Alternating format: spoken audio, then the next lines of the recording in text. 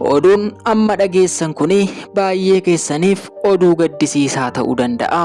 Jaallattoota aartii Oromoo fi hordoftoota Andu'aalem Goosaa, muuziqaan Andu'aalem Goosaa addunyaa aarii keessaa, addunyaa qabsoo keessaa namoota isin jiraachisaa jiru akkasuma miira keessan ittiin mootanii namoota Andu'aalem wajjin yeroo keessan dabarsaa jirtaniif immoo gammachuu ta'uu danda'a.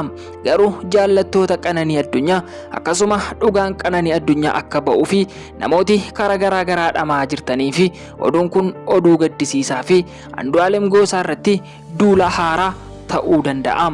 Garuu wanti amma dhaga'amaa jiru Andu'aalem Goosaa odeeffannoo haaraadhaan dhufeera.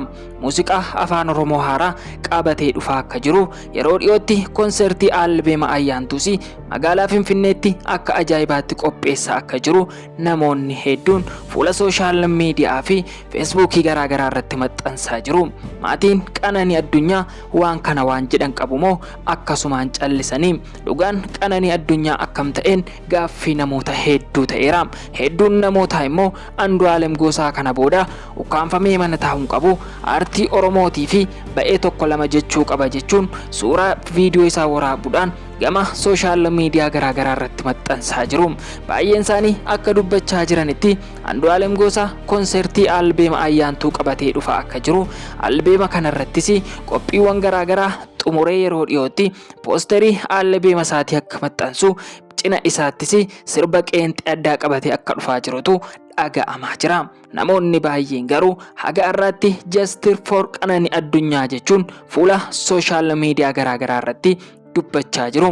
Kanumaan kan wal qabatu yeroo ammaa kana Andu'aalem Goosaa magaalaa Jimmaa Finfinnee keessatti konsertii isaa haala adda dureen xumuraa akka jiru, yeroo dhiyoottis konsertii haaraa qabatee uummata Oromootti gadi ba'uuf akka jirutu dhaga'amaa jira.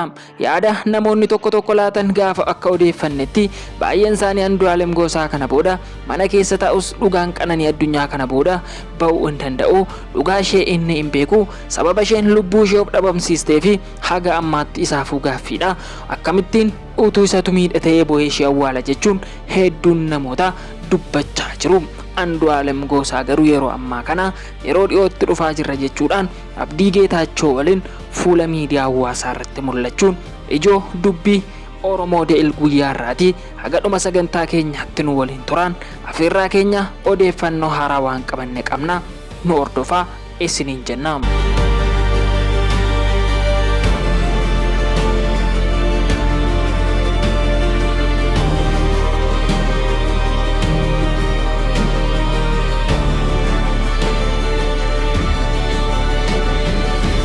Yooyyaa harka fuunee akkam jirtu hordoftootaaf kabajamtoota Oromoo De'el marti keessanii bakka jirtanitti nagaan keenya isiniif baay'atu jecha odeeffannoo wayitaawaa Adaamaa De'el guyyaa har'aaf qabanne keessaa artistii Andu'aalem Goosaa waggoota muraasa dura dhibeen garaa garaa kan isa mudatee ture, akkasuma dhimma du'a haadha manaa isaatiin kan wal qabatu aartii Oromoo irraa fagaatee turuun isaanii yaadatama.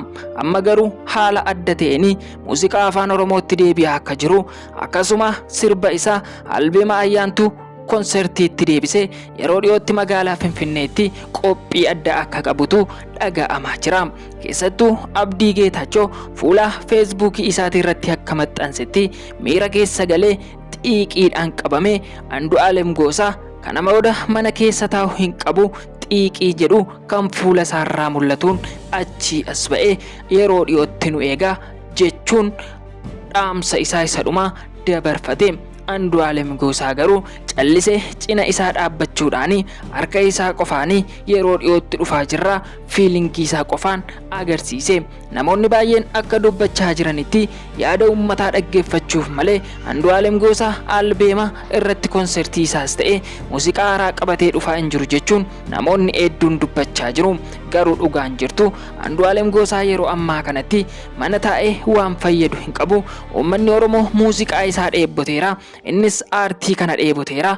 Kana booddee ba'ee mul'achuu qaba. Gama muuziqaa afaan Oromootti deebi'ee hojii isaa hojjechuu qaba jechuun namoonni hedduun isa jajjabeessaa jiru.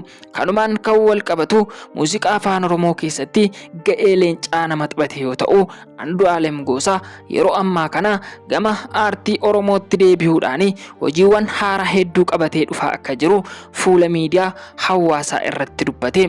Oromoo Deelis akka odeeffatetti Andu'aalem Goosaa du'a haadha warraasaa booda rakkina hedduu akka dabarsee fi yaaddoo hedduu akka dabarsee akkasuma Qananii Addunyaa osoo baay'ee jaallatu du'aan of biraa kan dhabe qorannoon garaagaraa erga irratti geggeeffameen booda bilisa bahuudhaan aartii Oromootti deebi'aan jira jechuudhaan karaa hiriyoota isaatii fi jaallattoota uummata Oromoo aartii Oromoo jaallatan maraanii maxxanfamaa jira. Fuulli sooshaal miidiyaa hunduu Andu baga nagaan dhufte si eegaa jirra dafiitii nuuf kottu baga deebite mootii isteejii afaan Oromoo muuziqaa keessatti nama jabaa keenya jechuun hedduun isaanii dubbachaa jiru. Andu'aalem Goosaa garuu ofii isaatiin achi as ba'ee afaan isaatiinis ta'ee fuula sooshaal miidiyaa Instaagiraamii, Tiwutariis ta'ee waan garaagaraa irratti waan dubbate tokkoyyuu hin qabu. Garuu odeeffannoon ammatti ifatti dhaga'amaa jiru Andu'aalem Goosaa hojii haaraa qabatee akka dhufaa jiru akkasuma konsertii albeema ayyaantuu qopheessuu fi waan hunda xumuree uummata Oromootti gabba'uuf akka jedhutu dhaga'amaa jira.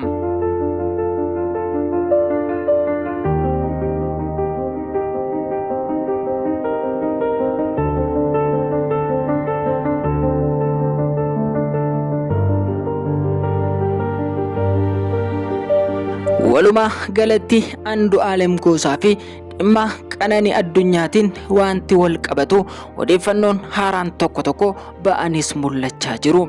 Namoonni Andu'aalem Goosaa irratti dhiibbaa garaagaraa gochuu barbaadanii akkasuma jibba isaaf qabanii muuziqaa afaan Oromootti deebi'ee akka inni hin hojjennee fi sablammoonni hedduun yeroo dhiyootti dhufaan jira jedhee suuraa isaa hiriyoota isaatiin maxxansutti sablammoota akkasuma uummattoonni garaagaraa aartii Oromoorraan dhiibbaa ga'u namoonni barbaadanii Andu'aalem Goosaa haadha manaasaa erga miidhee booda gara muuziqaatti deebi'aa jira jechuun suuraa isaa maxxansaa jiraachus odeeffannee. Uummanni Oromoo dhugaa Qananii Addunyaa dhoksuuf osoo hin taane namoonni sabaan Oromoo hin taane hedduun isaanii garuu Andu'aalem Goosaa suuraa isaa akka malee maxxansanii maqaa isa balleessuu fi akkasuma aartii Oromoorraa isa fageessuuf yaalii hedduu taasisaa jiraachus odeeffannee. Kanumaan kan wal qabatu uummanni Oromoos xiiqii keessa galuudhaan dhugaa Andu'aalem Goosaa baasuudhaa fi gama aartii Oromootti isa fiduudhaa fi yaalii garaagaraa gochaa jiraachus odeeffannee.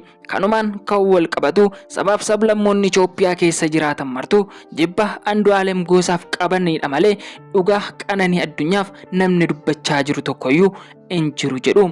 Qananii Addunyaa lubbuu ishee amaaru amma bakka dhugaa jirti, hamaa ishees gaarii ishees dubbachuun hin danda'amu jedhu.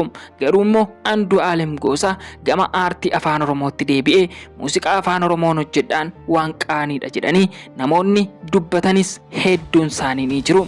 Namoonni kun garuu namoota isa jibbanii fi sabaan Oromoo hin taane aartiin Oromoo akka hin guddanne barbaadan hedduu ta'uu odeeffannee.